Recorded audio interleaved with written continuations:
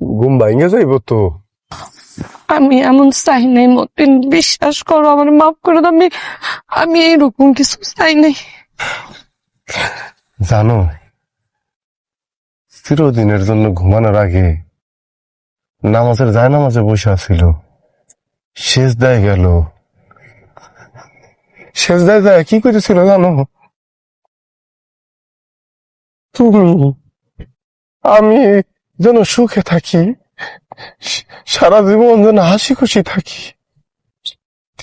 এই কথা কইতে কইতে দুনিয়াটা না ছাইরা দিল গো। কত ডাকলাম,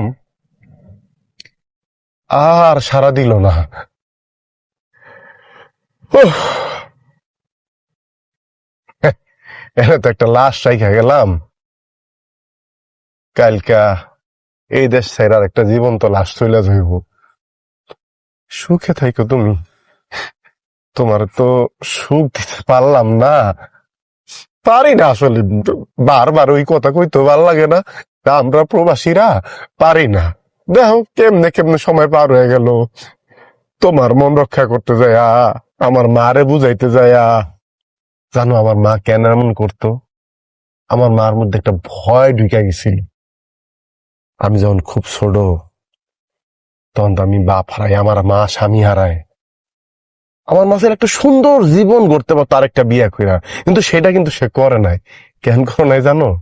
তার মনে হয়েছিল আমি তার কাছে সবচেয়ে সুন্দর। আমার নিয়া এই মহিলা এই মহিলা একটা সুন্দর জীবন কাটাইতে চাইছিল। ভয় ঢুকে গেছিল যে আমার পোলা বিয়ার পরে যদি বউ না হাত কইরা ফেলায়। এই কারণে অনেক সময় তোমার সাথে বাড়াবাড়ি করছে। আমি কিন্তু বুঝতাম